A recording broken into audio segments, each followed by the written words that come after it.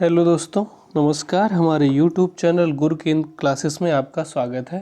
ईश्वर की कृपा से आप सभी लोग स्वस्थ होंगे और मस्त होंगे। तो हम अपने सिलेक्शन सीरीज का प्रैक्टिस सेट नंबर आज 2 करेंगे। यह प्रैक्टिस सेट जूनियर असिस्टेंट 5512 पद, यूपीपी री एग्ज़ाम, यूपीएसआई, यूपीएएसआई और सभी एग्ज़ाम जहाँ पे आपसे हिंदी पूछी जाती हो उसके लिए ये महत्वपूर्ण होने वाला है। तो आइए हम लोग अपना प्रैक्टिस सेट नंबर 2 स्टार्ट करते हैं। क्वेश्चन नंबर 1, वह स्वतः ही जान जाएगा में वह सर्वनाम है। तो वह कौन सा सर्वनाम है? पुरुषवाचक सर्वनाम, निजवाचक सर्वनाम, संबंधवाचक सर्वनाम, अनिश्चयवाचक सर्वनाम। क्वेश्चन नंबर 1 का सही आंसर है निजवाचक सर्वनाम। ठीक है, तो हिंदी में सर्वनाम की संख्या टोटल 11 होती है। कौन कौन से? मैं, तू, आप, यह, वह, जो, सो, कौन, क्या, कोई, कुछ। ठीक है, और अगर प्रयोग की दृष्टि से देखा जाए तो प्रयोग की दृष्टि से सर्वनाम की संख्या 6 होती है। पुरुषवाचक सर्वनाम, निश्चयवाचक सर्वनाम, अनिश्चयवाचक सर्वनाम, संबंधवाचक सर्वनाम, प्रश्नवाचक सर्वनाम, निजवाचक सर्वनाम। और निजवाचक सर्वनाम का ही आपसे ये पूछा जा रहा है कि वह स्वतः ही जान जाएगा। जहाँ पे खुद के बारे में कोई चीज़ बताई जाए वहाँ पे निजवाचक सर्वनाम होता है। क्वेश्चन नंबर 2, जब कोई सरकारी पत्र, कार्यालय ज्ञापन या ज्ञापन एक साथ अनेक प्रेषितियों को भेजा जा रहा हो तब उसे क्या कहा जाता है? कार्यालय आदेश, अधिसूचना, अनुस्मारक, परिपत्र। तो उसे हम लोग क्या बोलते हैं? परिपत्र। Option number D question number 2 का सही आंसर है परिपत्र। जब कोई सरकारी पत्र या कार्यालय ज्ञापन या ज्ञापन एक साथ कई लोगों को भेजा जाए तो उसको हम लोग क्या बोलते हैं? परिपत्र बोलते हैं। महावीर प्रसाद द्विवेदी ने आदिकाल को क्या संज्ञा दी? क्वेश्चन नंबर 3, चारण काल, आदिकाल, वीरकाल, बीजोपन काल। तो महावीर प्रसाद द्विवेदी ने आदिकाल को चारण काल कहा। क्वेश्चन नंबर 3 का सही आंसर है क्या? चारण काल। क्या है आंसर? चारण काल। वीरकाल किसने कहा? तो विश्वनाथ प्रसाद मिश्र ने आदिकाल को वीरकाल कहा। आदिकाल किसने कहा? हजारी प्रसाद द्विवेदी जी ने कहा। चारण काल किसने कहा? जॉर्ज ग्रियर्सन ने कहा, रामकुमार वर्मा ने कहा। ठीक है, तो क्वेश्चन नंबर 3 का सही आंसर है ए। क्वेश्चन नंबर 4, दिए गए शब्दों में से नित्य एक वचन में प्रयोग होने वाला कौन सा शब्द नहीं है?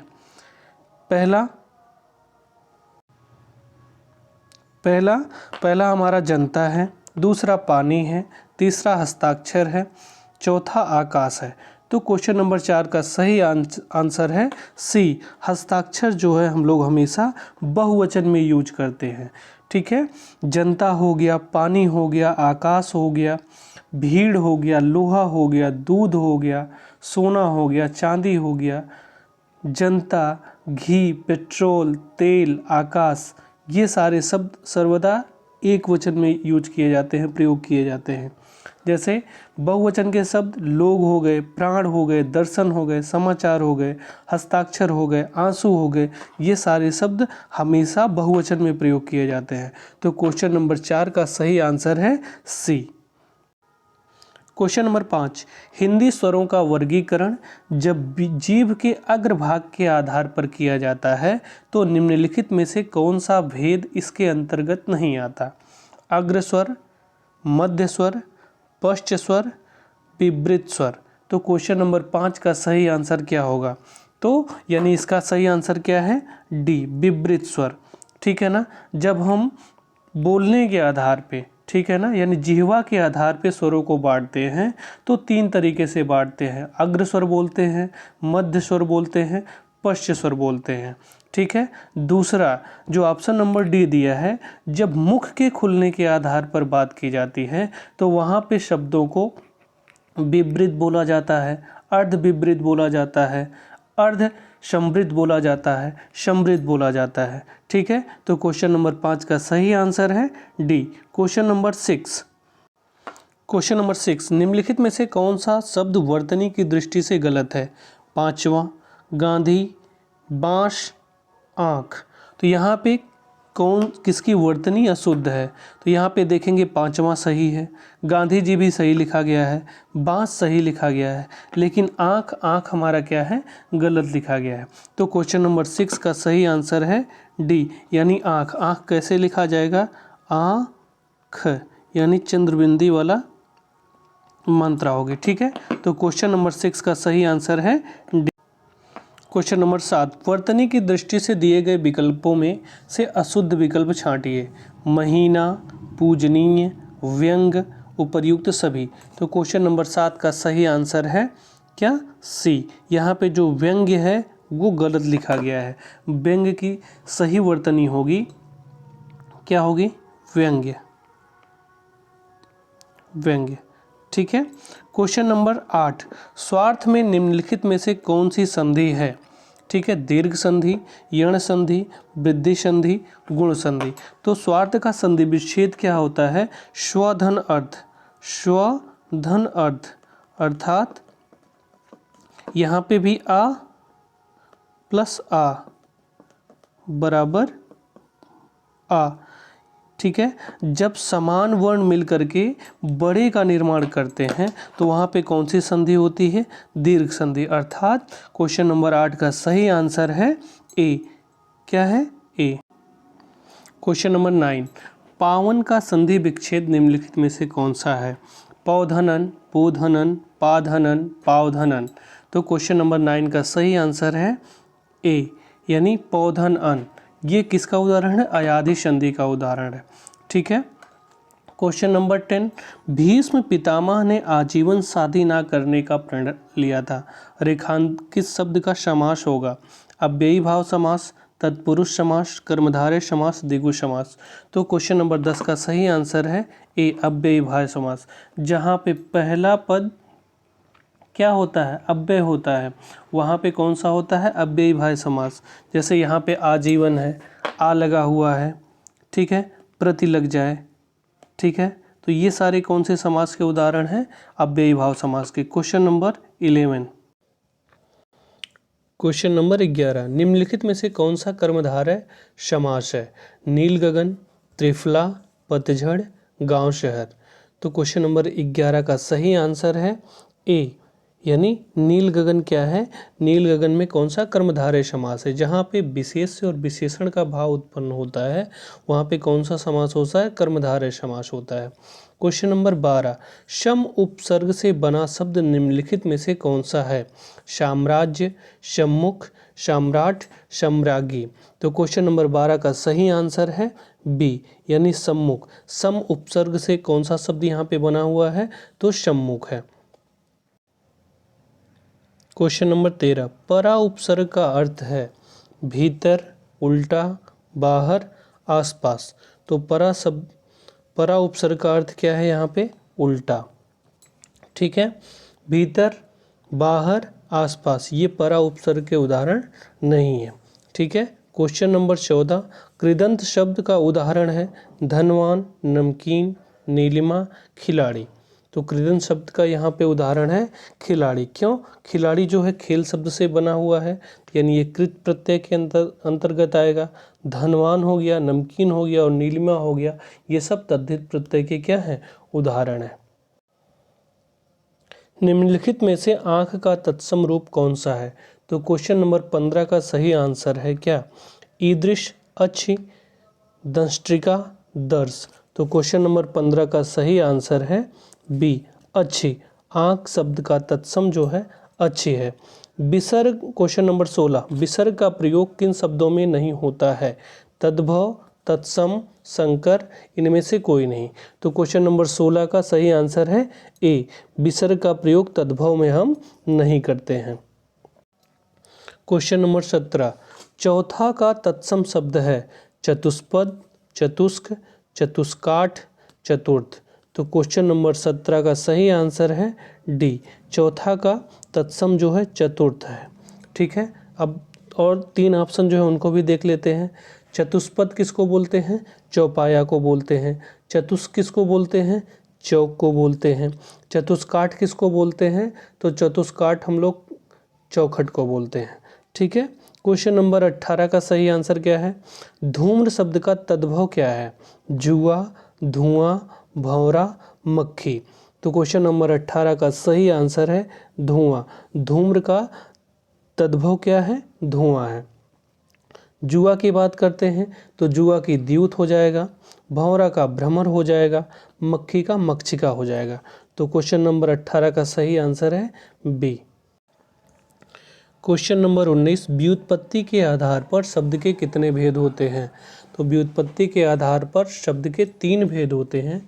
कौन कौन से होते हैं? एक तो रूढ़ शब्द होता है, दूसरा यौगिक शब्द होता है और तीसरा योग रूढ़ शब्द होता है। तो क्वेश्चन नंबर 19 का सही आंसर है 3। क्वेश्चन नंबर 20, स्वतंत्रता सबको प्यारी होती है, वाक्य के रेखांकित शब्द का संज्ञा भेद। जातिवाचक संज्ञा, भाववाचक संज्ञा, गुणवाचक संज्ञा, इनमें से कोई नहीं। क्वेश्चन नंबर 20 का सही आंसर है स्वतंत्रता कौन सी संज्ञा है? तो स्वतंत्रता भाववाचक संज्ञा है। क्यों? क्योंकि ये स्वतंत्र में जो है ता प्रत्यय जोड़ने के बाद बनाई गई है, इसलिए ये कौन सी संज्ञा हो गई है? भाववाचक संज्ञा हो गई है। क्वेश्चन नंबर 21, पुरुषवाचक सर्वनाम चुनिए। आप अंदर आकर बैठिए, आप अंदर आकर बैठिए, इनमें से कौन सा पुरुषवाचक सर्वनाम है? तो क्वेश्चन नंबर 21 का सही आंसर है ए। आप जो है यहाँ पे पुरुषवाचक सर्वनाम है, ठीक है ना। तो पुरुषवाचक सर्वनाम यानी जहाँ पे किसी स्त्री या पुरुष के स्थान पे जिन सर्वनाम का यूज किया जाता है उन्हें हम पुरुषवाचक सर्वनाम कहते हैं। और पुरुषवाचक सर्वनाम के 3 भेद होते हैं, उत्तम पुरुष सर्वनाम, मध्यम पुरुष सर्वनाम, अन्य पुरुष सर्वनाम। ठीक है, तो उत्तम पुरुष में मैं और हम आते हैं, मध्यम पुरुष में तू, तुम, आप आते हैं, अन्य पुरुष में वह, वे, यह, ये आते हैं। ठीक है। क्वेश्चन नंबर 22, मेरी बहन सविता हिंदी भाषा सीखती है में क्रिया चुननी है।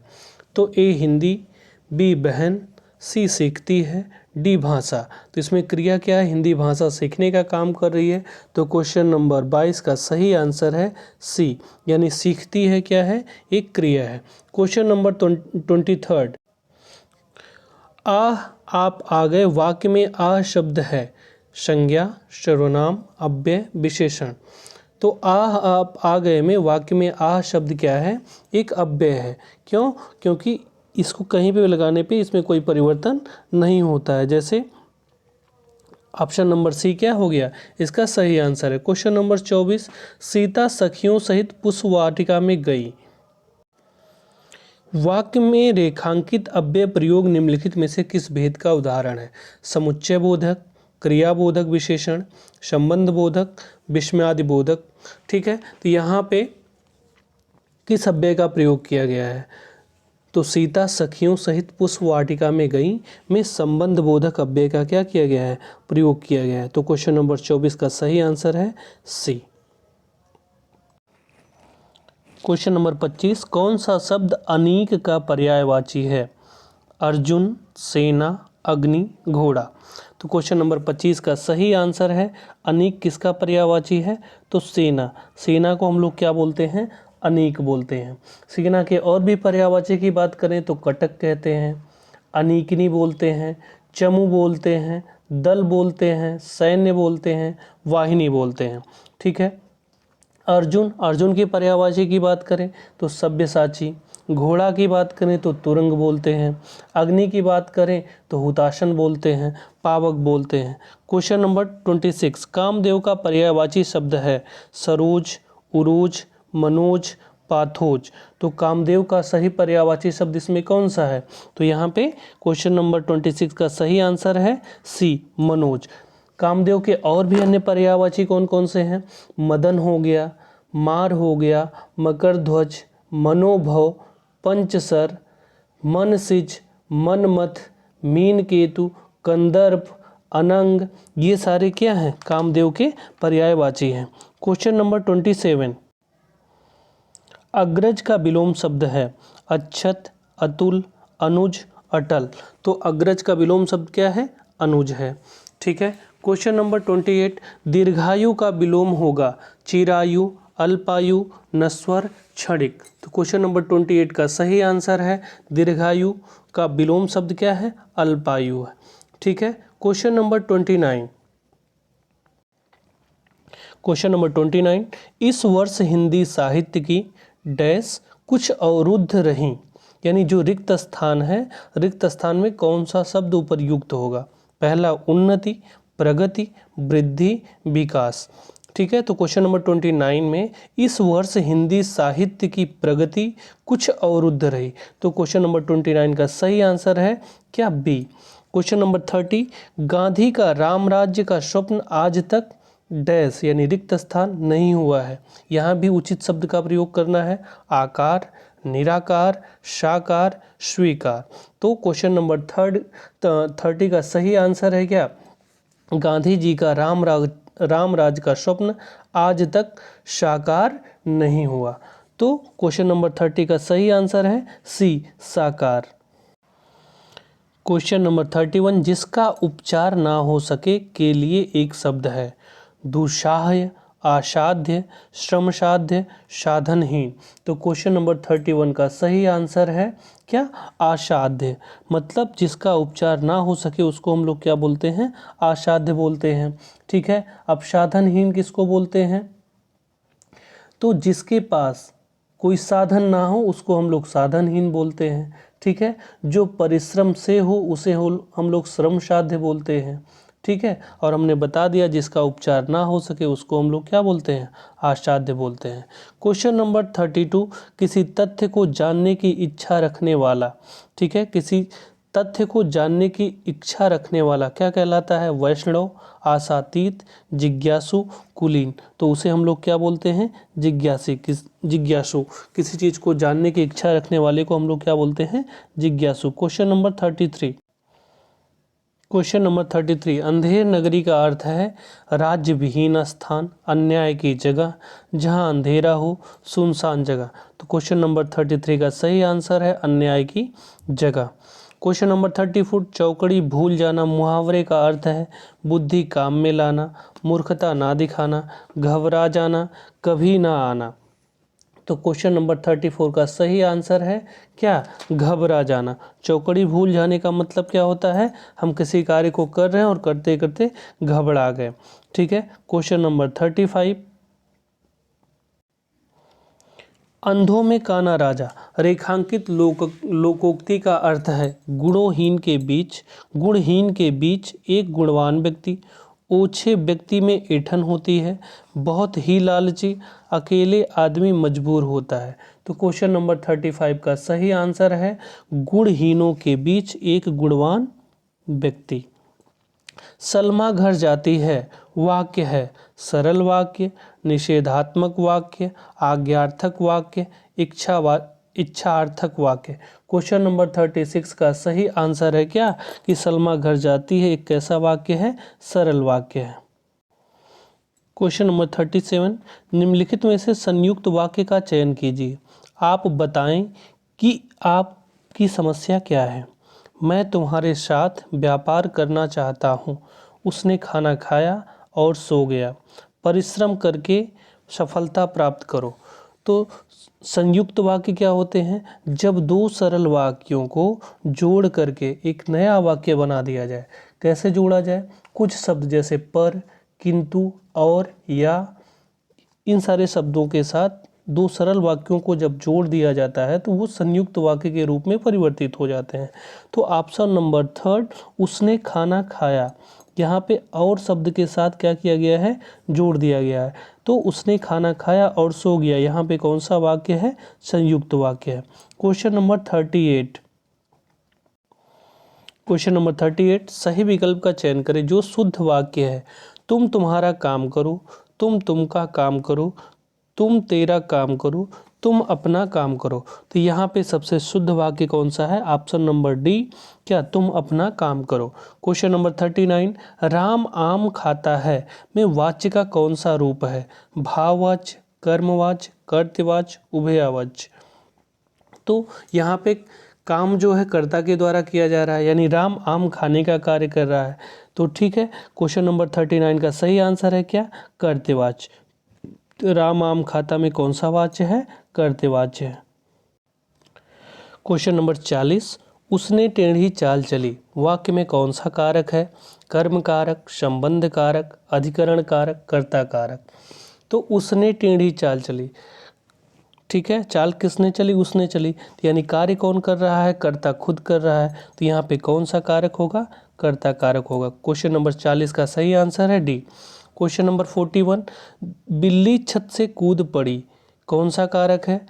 अधिकरण कारक, कर्म कारक, संप्रदान कारक, अपादान कारक। जब कहीं पर अलगाव दिखे, ठीक है, जैसे पेड़ से पत्ते गिर रहे हैं, राधा कृष्ण से जुदा हो रही हैं, तो जहाँ पे अलगाव का संबंध प्रकट हो वहाँ पे क्या होता है? अपादान कारक होता है। तो क्वेश्चन नंबर 41 का सही आंसर क्या होगा? D, answer number D. Question number 42, इनमें से कौन सा पुल्लिंग शब्द स्त्रीलिंग शब्द में प्रत्यय लगाने से बना है? मर्दाना, बुढ़ापा, भेड़ा, विदुर। तो यहाँ पे भेड़ा ही एक शब्द है, यानी अगर भेड़ में हम क्या लगा दें? आ लगा दें, ठीक है, तो क्या हो जाता है? भेड़ा हो जाता है, ठीक है। तो ये क्या है? ये स्त्रीलिंग को दर्शाता है, ठीक है, ये हमारे पुल्लिंग को दर्शाता है, इसलिए यहाँ पे 42 का सही आंसर क्या है? भेड़ा। भेड़ा क्या है? यहाँ पे प्रत्यय लगाने से स्त्रीलिंग में परिवर्तित हुआ है। क्वेश्चन नंबर 43, इनमें स्त्रीलिंग शब्द कौन सा है? पर्वत, ख्याति, मोती, पत्थर। तो स्त्रीलिंग कौन सा है? ख्याति। ख्याति बढ़ गई है, पत्थर तोड़ना है, ठीक है, तो यहाँ पे स्त्रीलिंग शब्द कौन सा है? ख्याति। क्वेश्चन नंबर 44, मैंने आम खाया है, यह वाक्य किस काल को प्रदर्शित करता है?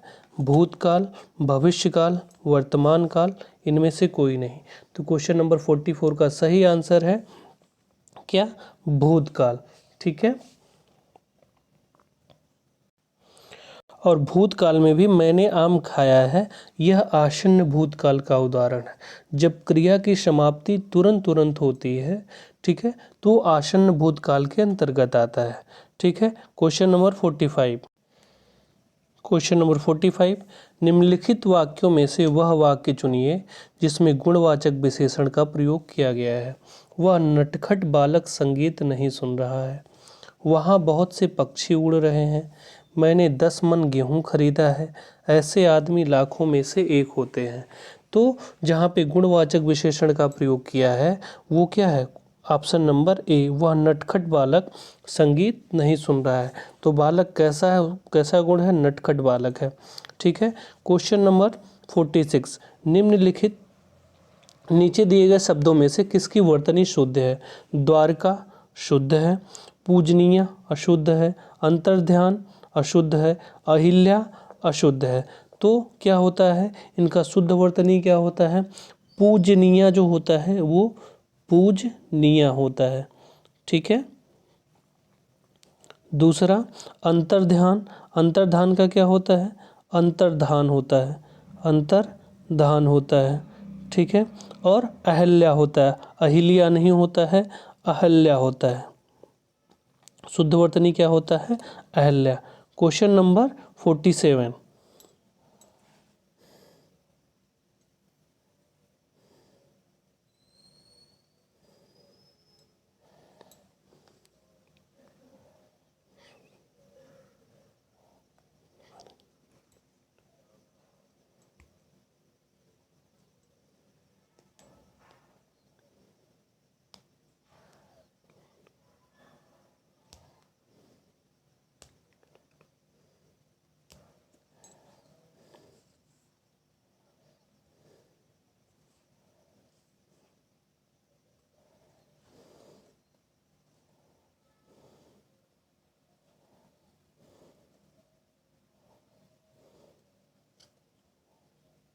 क्वेश्चन नंबर 47, निम्नलिखित में से प्राचीन भारतीय आर्य भाषा कौन सी है?